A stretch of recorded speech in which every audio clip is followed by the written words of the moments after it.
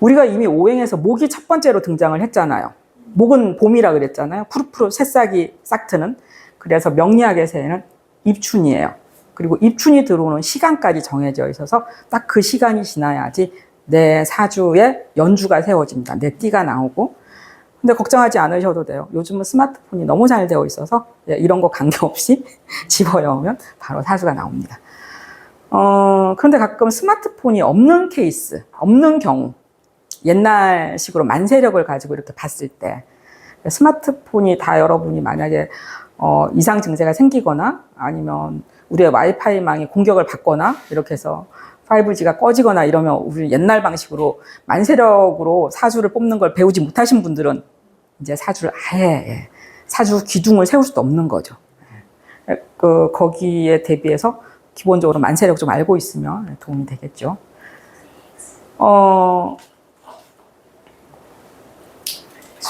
네. 아까 금이 좀 뭐 냉정하고 어쩌고 막 그랬잖아요. 금하고 수하고 볼 때 금이 더 그래요? 수가 더 그래요? 금이요. 예.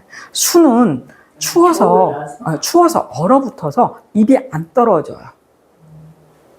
오히려 수가 많은 사람들은요, 차갑기는 하는데 겉으로는 너무나 따뜻함을 원하기 때문에 애정을 갈구해요.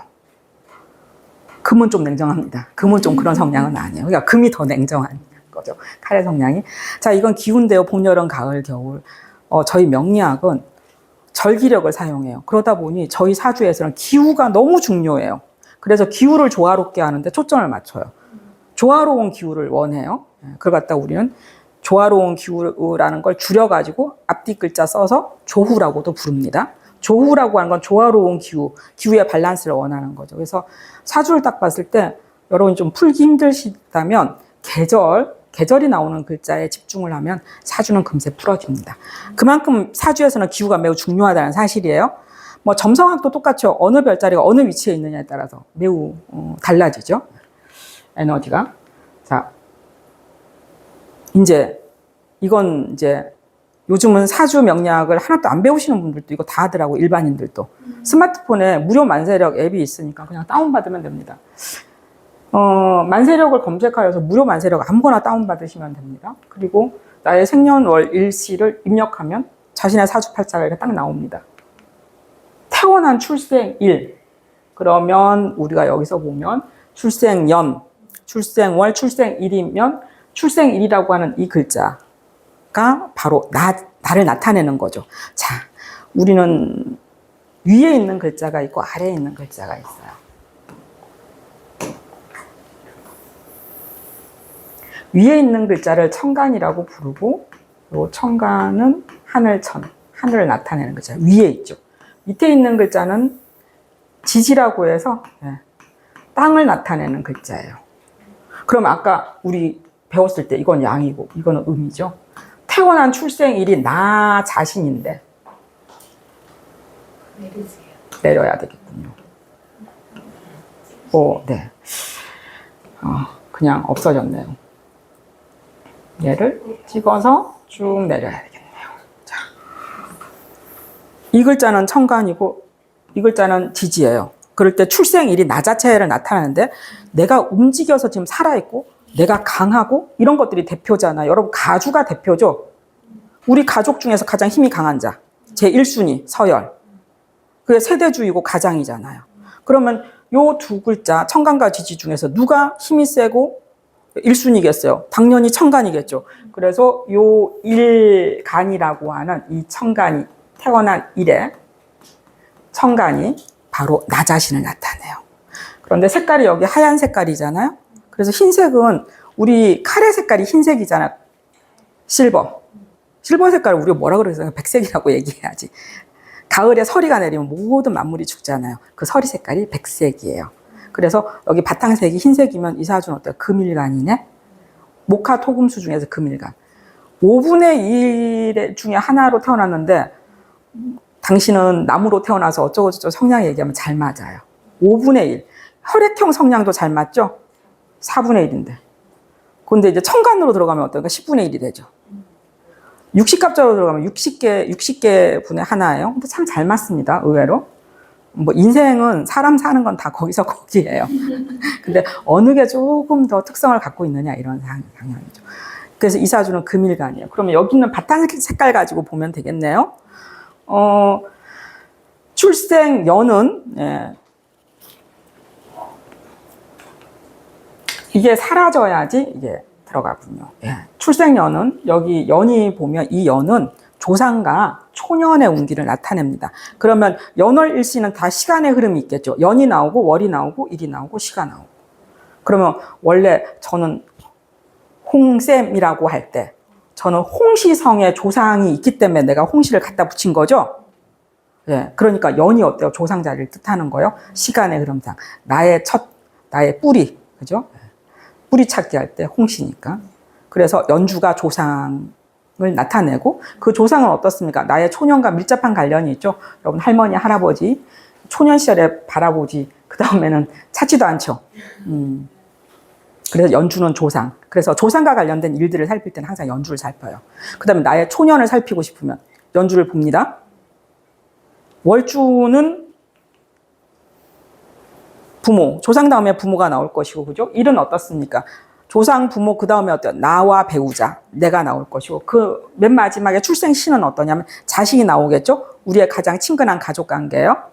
요즘은 비혼이 많아서 여러분 혹시 20, 30대 젊으신 분들 사주 상담해 보시면 요즘 최근 경향의 특징입니다. 저는 비혼이에요. 자식운 안 봅니다.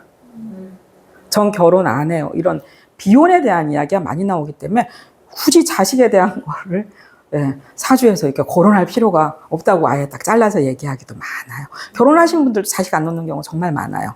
그러니까 요즘 추세 그렇습니다.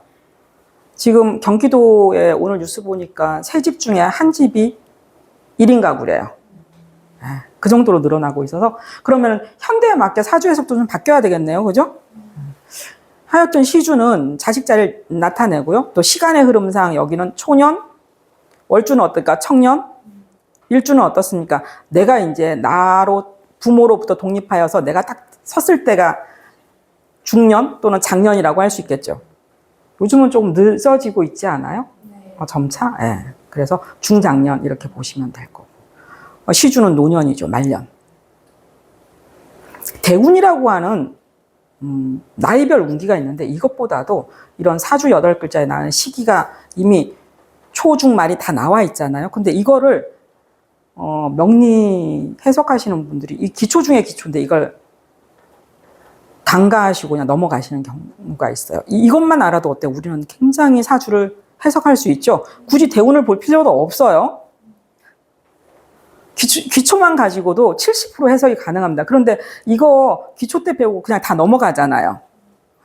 그래서 이제 제가 그걸 가지고 어떻게 해석해내는지를 아마 보게 될 겁니다.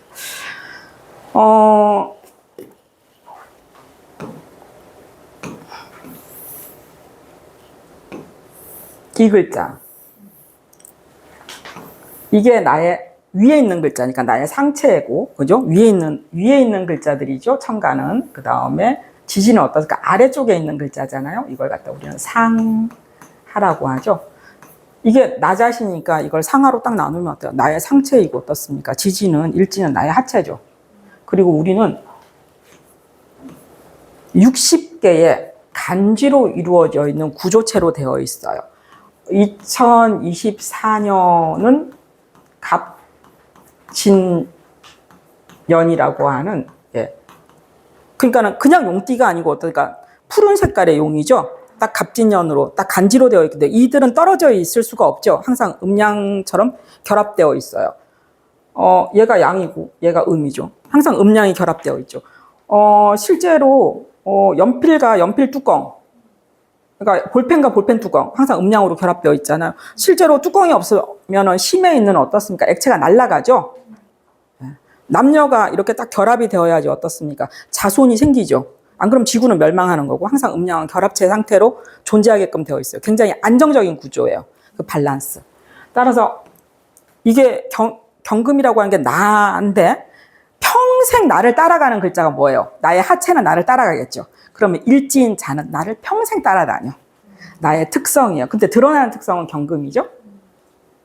네, 그럼 밑에 있는 특성은 어떻습니까? 자라고 하는 수의 특성을 밑에 있는 눈에 보이지 않는 특성으로 늘 가지고 다녀요. 이걸 일주론이라고 합니다. 그래서 나중에 이제 저 홍쌤의 시리즈에 간지론도 나오고 일주론도 나오니까 이제 그때 이러저러한 이야기들을 좀 하게 될 겁니다. 매우 중요해요. 그러니까 나는 경자일주로 평생 살아가게 돼요. 그래서 이 경자일주는 특히 자식하고 평생 살아가게 되는 일주요. 여자 같으면. 왜냐하면 이 나의 하체에 자식이라는 글자가 딱 들어가 있거든요. 이게 이제 나중에 이게 왜 자식에 해당하는지 이런 것들을 갖다가 좀 오늘 배우게 될 겁니다. 자, 검은 색깔 글자가 나왔으니까 어떻습니까? 이건 물이라는 글자가 지금 있다는 이야기이고, 옆에 보면은 시주에 초록색이 나왔어요. 초록색이 나오면 어떻습니까?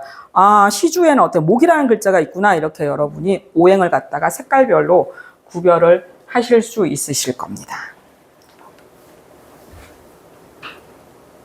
갑을병정 무기경신임계는 천간이라는 글자이고 10개, 한자는 10개만 필요해요. 그리고 10개를 갖다가 각각 오행으로 분류했습니다.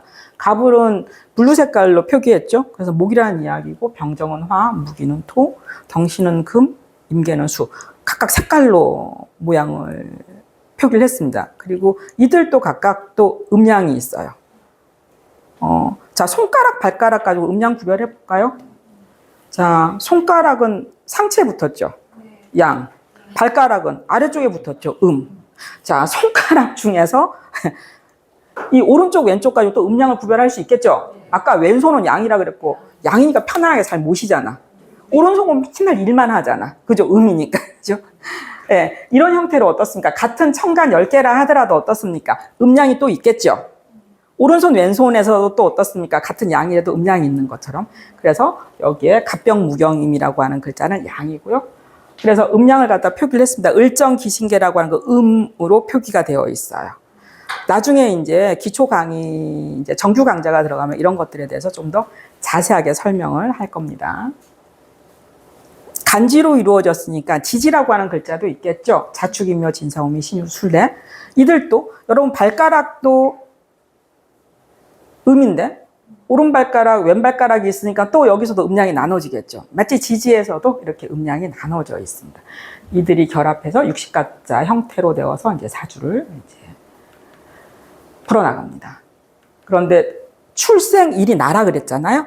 그래서 나는 10개 중에 하나로 태어났겠죠. 갑은 큰 나무, 양이기 때문에 을은 작은 나무, 뭐 이런 식으로 얘기하는 게 나를 의미하는 글자예요. 이것도 기초 강의에서 여러분들하고 같이 조금 심도 있게 다뤄볼 겁니다.